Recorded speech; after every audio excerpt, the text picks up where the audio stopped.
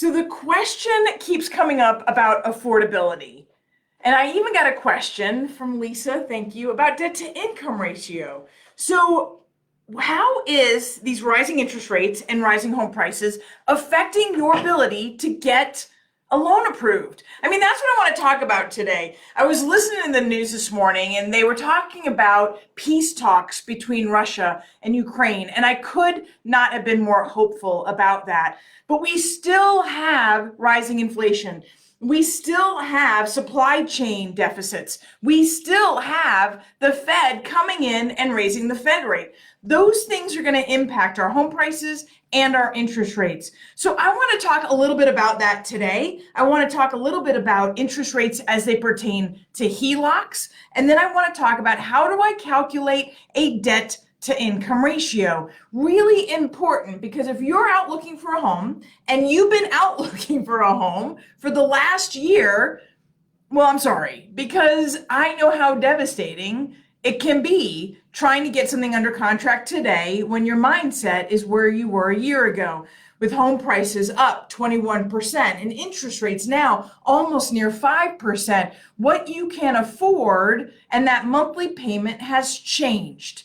That's why the debt to income ratio calculation is so imperative.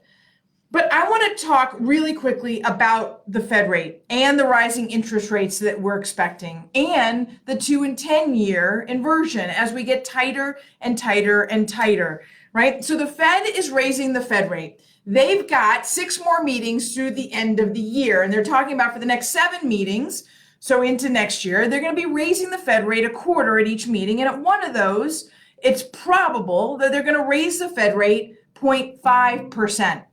Well, Chase and Bank of America both came out with their predictions, as have others, saying that they're expecting that 50 bip increase to happen more often than just once, maybe 2 or 5 times as many. So if that happens, the Fed rate's going to continue to go up, which is impacting the short-term rate. That Fed rate impacts the prime rate. Why am I talking about that? Because that's what the HELOCs are based on. So if the prime rate is going up because the Fed rate is going up, remember the Fed rate doesn't impact the 30-year fixed as much as inflation does. It affects short-term rates. So if we actually see the Fed rate go up to 2% at the end of this year and 3% at the end of next year, a 3% Fed rate equates to approximately a 6% prime rate. And that 6% prime rate is what you're going to be paying on that HELOC, that home equity line of credit money next year. That can really hurt your debt to income ratio. It can hurt your budget. It can hurt your ability to afford other properties or other debts, or simply the manner in which you live in your lifestyle.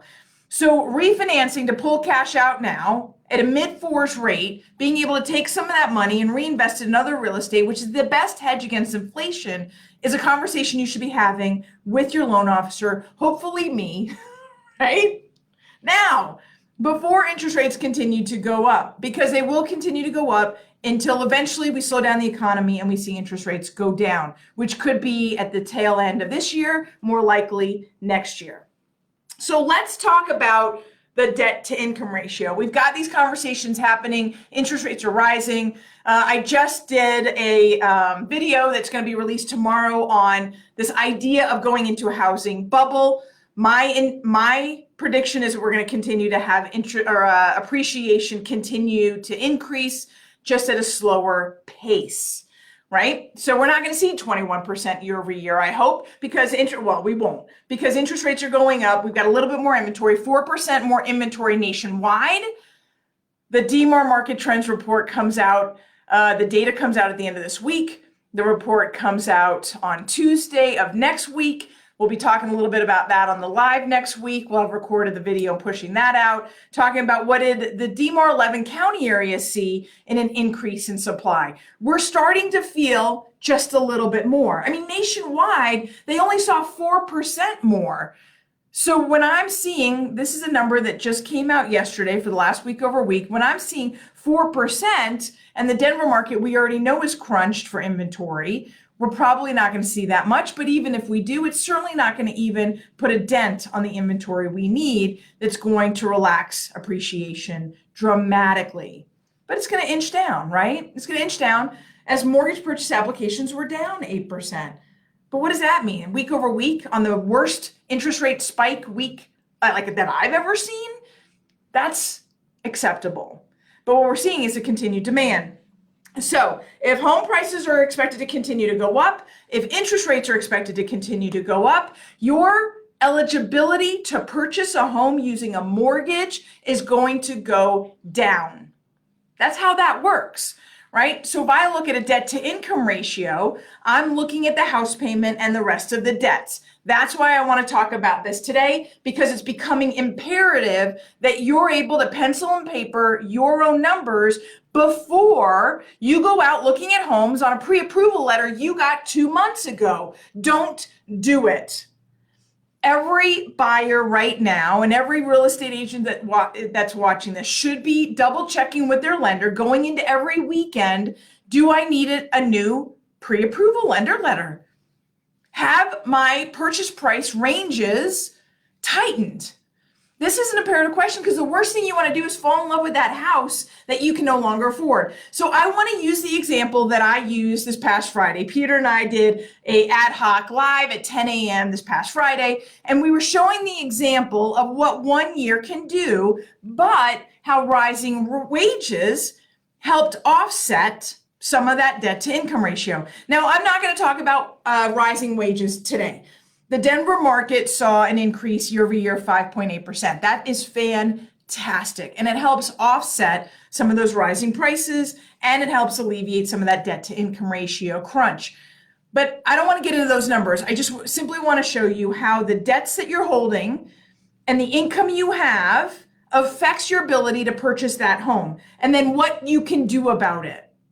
Because that's the key.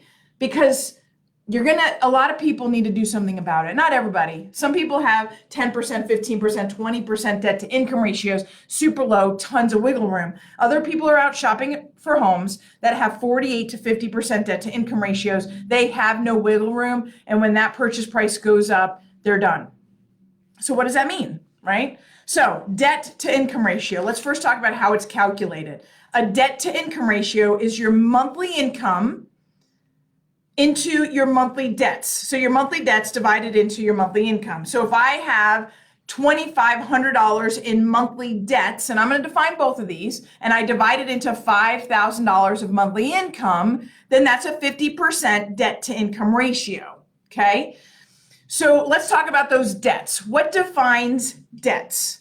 So it's not your cell phone, it's not your electric bill, right? It's not even, well, it's your rent, if you're going to keep that rental and then purchase another home. But if you're going to leave that rental and go buy your first home, it's not your rent. So it's those debts that will continue beyond the purchase that have a monthly debt calculated and noted on your credit report.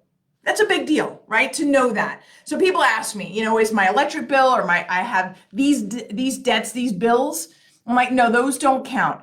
Let's pull up your credit report. And you can pull up your own credit report at annualcreditreport.com. It's free.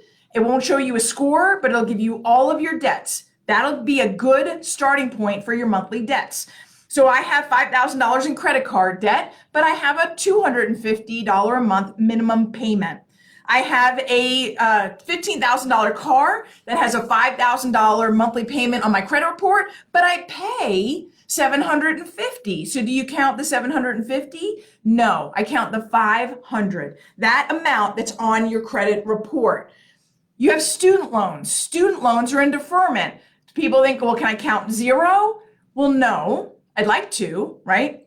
But I can count the payment if you have an IBR, an income-based repayment plan. If that IBR is zero, then I can use zero.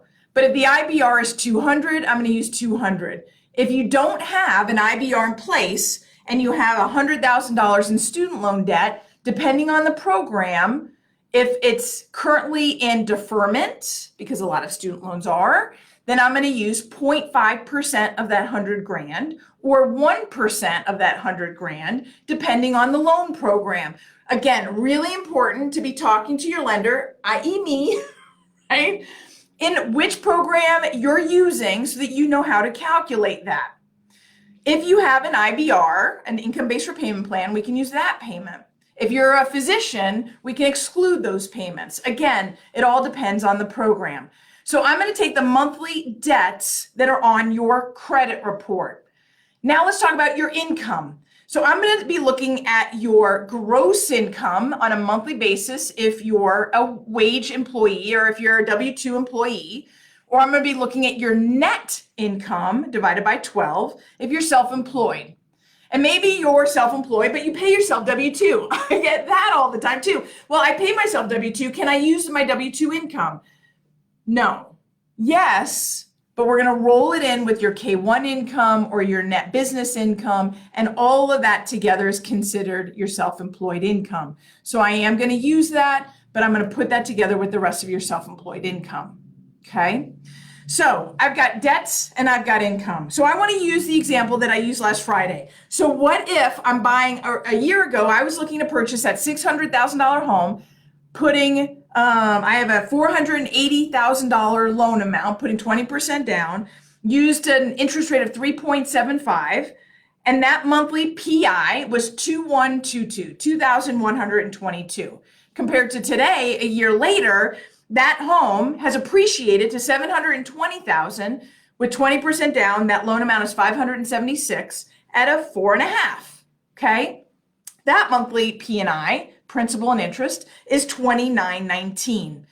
So let's just start out with that first number. Last year, I was looking at a $600,000 loan. That principal and interest was $21.22. Let's assume a blanket $500 for escrows, which is taxes and insurance. If that $21.22 plus the $500, if that's what I could afford, depending on what my debt to income ratio is, it might or might not allow me to purchase that $720,000 home today, which is the same home as the $600,000 one last year. So this is why debt to income ratio is so imperative in what you can afford. Because if that $600,000 at 3.375 was at the top of my range a year ago, and home prices have gone up, and that same home that I waited on is now 700 at a higher interest rate of 4.5, I can't afford it anymore. So now I'm sliding backwards to what a $600,000 home would be today, or maybe even less with the higher interest rates, that really was a $500,000 home last year. So knowing your debt to income ratio and how much wiggle room you have is going to allow you success when you go out shopping for a home. So let's look at these numbers quickly. So if I have a 2,122 principal and interest, right? And then on top of that, I have escrows, taxes, and insurance, $500. Maybe I have some credit card debt. That's $125 monthly payment on my credit report. I also bought a new car. Here's a hint. The house cares about the car. The car does not care about the house. Buy the house first and the car second. When you go shopping for a car, they're not going to ask you. They're going to look at your credit report and your credit score. They're not going to add up your debts to your income. They're going to look, can you afford this car on a regular basis based on your income, based on your credit score? They're not going to calculate all that up. Super important. The car does not care about the house cares about the car. Put them in the right order. So I just went out and bought a new car a couple months ago, $500 a month. All right. $125 for credit cards, $21.22 for principal and interest, $500 for escrow, $500 for that new car I'm pulling up in the driveway, and a $1,000 IBR payment for my student loans, or whether or not it's an IBR, doesn't matter. $1,000 monthly payment for my student loans. All of that together is $4,247. So let's just round up to $4,250, right? Double that. My income needs to be a minimum of $8,500 a month to qualify at a 50% debt to income ratio. Fannie Mae and Freddie Mac stop at 50. Most jumbo lenders stop at 50. FHA will go to 55. There's a few jumbo lenders, one jumbo lender in particular, few that will go up as high as 55. A lot of other things involved in that. VA will go up to, I've seen it as high as 62, 63. It's a little bit crazy, a little scary, but VA, phenomenal opportunity. A lot of listing agents think, well, I don't want a VA loan because of the appraisal. Most appraisals are coming out the same, right? Maybe a few more things, habitability issues. You know if your house is habitable, right? But that VA is one of the most flexible loans. If you have any hiccups at all, if you have a low credit score, high debt to income ratio, you're still going to get approved. In fact, it's one of the best loans out there for a guarantee you're getting to the closing table. So all of that to say, I need a minimum of $8,500 with my current debts to get to a 50% debt to income ratio. But that's no longer the case because today, that $600,000 home is costing $720,000. So now my principal and interest at the $720,000 purchase price, 20% down at 4.5 instead of 3.375, that principal and interest is now $2,919. $2,919 plus the $500 for escrows, plus the $500 for car, plus the $1,000 for student loans, plus the $125 for credit card debt is way over $4,500, and I no longer qualify unless I got a beautiful raise, right? So now I can back into it. So this is where you can pencil and paper math this. So if I know that I have an $8,500 monthly income, that allows me $4,250 approximately in debts, and I know I really want that home that I sat on the sideline a year too long, and it's $720,000 right now at 4.5. Then that means that $2,919 principal and interest plus $500, right, is a big chunk of my income. So start with the income. This is how you can figure out how much you can afford. Start with the income, the $8,500, and divide it in half, $4,250. Then subtract the $2,919 for the principal and interest, and then subtract the $500. Those two together are $3,419. Right? So from the $4,250, that leaves me with $831. All it's doing is telling me is how much other debt can I have. I can't afford the student loan debt with a $1,000 a month payment, the $500 car bill, and the $125 credit cards. Can I pay things off? Can I get that student loan into an IBR? Start working on that. Yes, you can, depending on your income. If you can get on an income-based repayment plan and drop that monthly payment, if we can refinance that car into somebody who's not on the loan, a spouse, a parent, a sibling, right? If you can refinance the car or sell the car, maybe you can pay off the credit cards. Maybe you can even boost your credit score and get a lower interest rate. These are the things that we're talking to all of our clients about. How do we optimize that debt to income ratio given the program that you're on?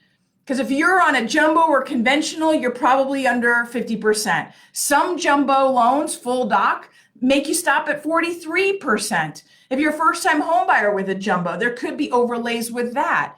So knowing what program that you're heading towards, which one is best for you, knowing what your debt to income ratio limits are, will allow you to make decisions on getting that new car, paying off the credit card debt, or getting an income-based repayment plan on that student loan, increasing your credit score, allowing you to be able to afford more, right? All of those conversations. Now let's back into, I can't manipulate that debt to income ratio anymore. I paid off the things, the car is for 4 more years, there's nobody that I can refinance it to, and my student loan payments are not going away. Then I can't afford the $720,000 home today based on the interest rates. But I can still afford the $600,000 home with 20% down. I could choose to put a little bit more down and go a little higher, but if 20% is all I have, here's what I want to tell you. It's all about options. So this is the strategy where we talk about this might not be your forever home. This might be the home that gets you off the rent train and into building your own equity.